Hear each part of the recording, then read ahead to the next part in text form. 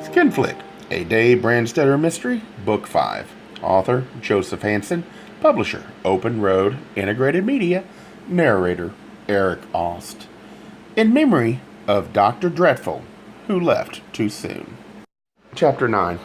Tapping woke him. He flinched at the brightness of the big empty room and thought extra windows might be a mistake.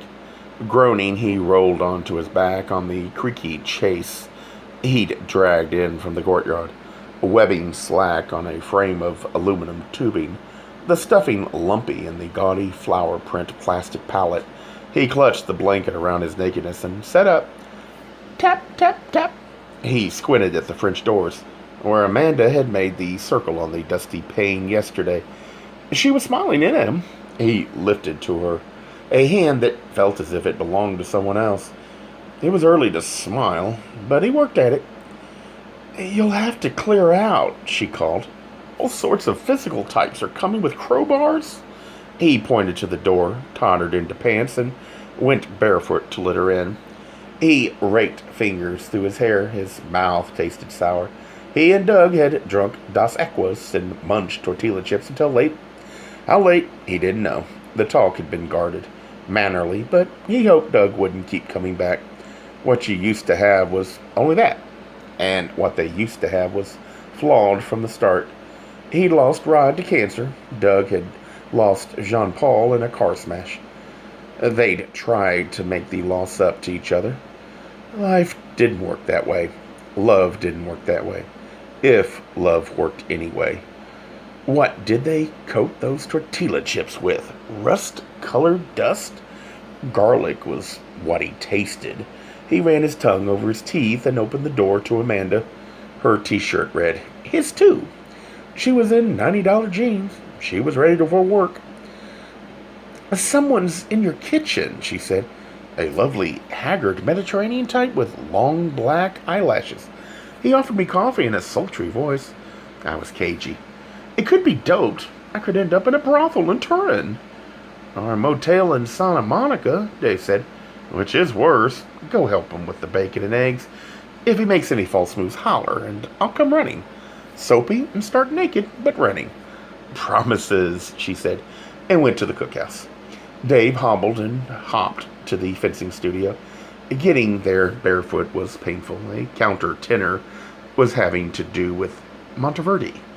When he switched on the radio, he rifled cartons for clothes and went into the bathroom. When he came out, showered and shaved, the music was piano and violin.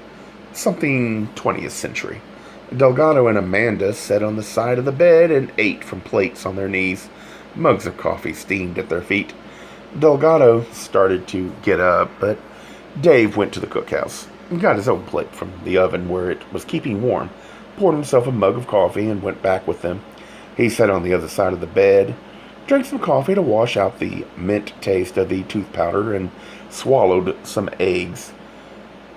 "The car is full of catalogs for you to look at," Amanda said.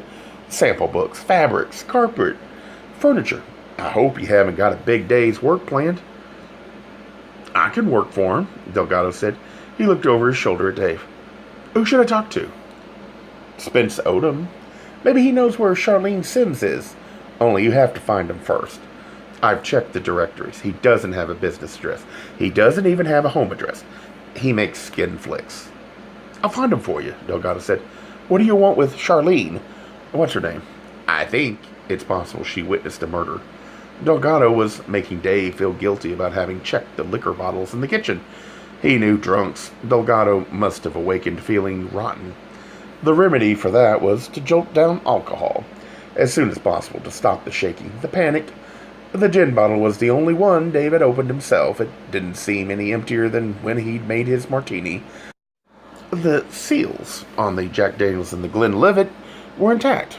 He said, "You don't have to do it." "I'd like to," Delgado said. "Maybe if I do it right, you'll put in a word for me at Sequoia." "You'll do it right," Dave said. Maybe she didn't call herself Sims. Maybe it was Dawson. For what my advice is worth, I doubt that Odom belongs to any guilds. I doubt that he belongs to the Motion Picture Academy. "I don't doubt that he drives a car," Delgado said. $200 a day in expenses, Dave said. No way, Delgado gulped the last of his coffee. $20 for gas and lunch, and I wouldn't take that if I wasn't broke. He set the mug on the plate and stood. I'll wash the dishes and get going. You're locked out of your motel, Dave reminded him. That's not your problem. Delgado took Amanda's mug and plate and started for the door. Maybe I tried to make it your problem last night, but it's not. Don't worry about the dishes, Dave said. You cooked the breakfast. My wallet's in the front building on the floor by the thing I slept on. Better take 50. If it gets expensive out there, you don't want to run short. Let me have those. Amanda took the plates out of Delgado's hands and went out into the leaf-speckled sunlight with them. Halfway across the courtyard, she called back. And good luck. She went into the cookhouse and water began splashing there. Dave sat and finished his breakfast. He heard the door of the front building close and the crunch of Delgado's steps rounding the house and fading toward his car. But there was no noise of the car starting, swallowing the last of his eggs. He got to his feet. He left the plate with Amanda at the sink and carried his coffee out to the front. Delgado leaned in under the raised hood of an old Pontiac with a smashed-out taillight. A pocket knife was in his hand.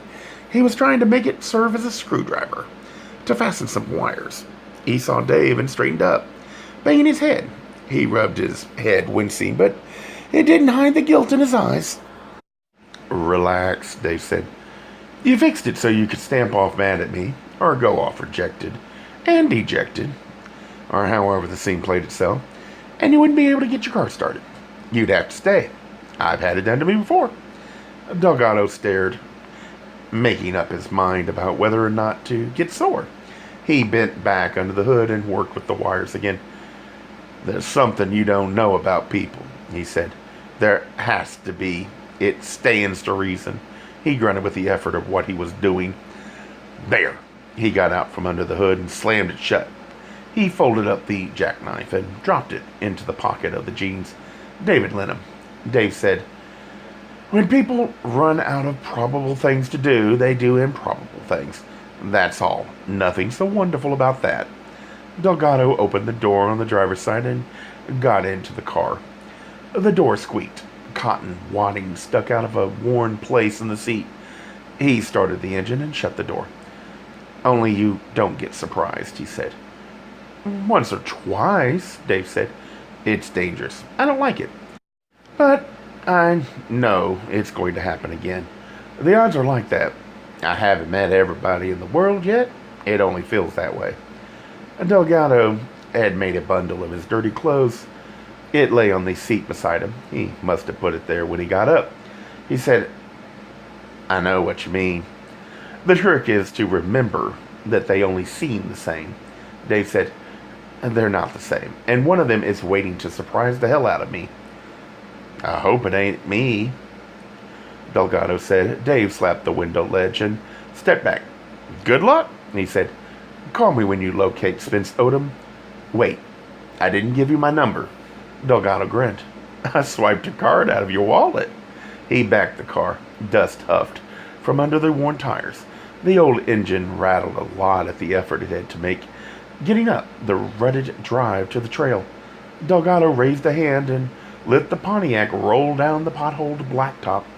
It backfired a couple of times. Dave didn't let himself think about how many drinks $50 would buy. He went back to the cookhouse and helped Amanda with the dishes. After that, they sat cross-legged on the floor in the big room and looked at shiny pictures of objects to sit on and to eat off of. They ran their hands on carpet samples, fingered swatches of fabric meant to cover chairs and hang at windows. A gnarled man with one arm and two big, speechless sons arrived in a ranchero wagon and tramped around scowling at the work to be done. A lot of adding up took place on the back of envelopes. Brick, lumber, masonry, man-hours, sheet metal, wiring, tile. A ratty pickup truck with board sides jolted into the yard, and an old Japanese couple hauled gardening tools out of it. A chainsaw began to snarl when the brown old woman in man's hat and shoes shut it off for a minute. Dave heard the telephone. It was in the fencing room. He ran for it. "This is midnight," the voice at the other end said. "Noon," Dave said. He glanced at his watch. 10 minutes to 1, as a matter of fact.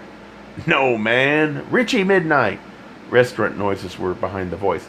"Back in Wisconsin, it's still Mitternacht. But how do you expect a DJ to pronounce that? How do you expect to put that on an album cover?" "There's Engelbert Humperdinck," Dave said, but let it pass. "You found Charlene, right? What did she do? Come in to dance again?" "She didn't come in. I didn't find her, but I sure as hell went looking for her. She's dead, man. She's got to be. Disappeared when Dawson got killed. That joker she was with. Nobody's seen her. I mean, she was visible, audible, right? Everybody on the strip knew her. Only way somebody like that could disappear is they're dead." "Your friend Priss estimates L.A. at 9 million souls," Dave said. "It's more likely she's just mislaid." "That's not in very good taste," Mitternacht said. "Don't be so eager to cry," Dave said. "I don't know how much death you've seen, but it's not romantic." "I was in Nam," Mitternacht said. "Did they teach you how to break necks?" Dave asked. "They taught me how to mainline horse, and not to bitch at all the lousy pianos they gave me to play." "None of this is what you called about," Dave said. "What'd you call about?" "There's this jock I ran into. He's around the strip a lot. I mean, I don't know him. I know him. You know what I mean? He's not a close friend. Just a dude. An actor. Only there's just one reason he ever gets cast. He's got this tremendous organ of procreation, right? And so he worked for Spence Odom," Dave said. "You got it. And he knows where Odom's shooting." "Tell me," Dave said. Gay Mysteries audiobooks. I think it is easy to hate a label, but a face humanizes the word. So this effort is twofold. To offer comfort to those like myself that your world didn't end because you don't fit into the view of acceptable society on both sides. And in hopes of helping those with family that are LGBTQ, that it doesn't mean we are aliens from the child they once knew. Reassure them so they can maybe be supportive at the same time, being true to their values.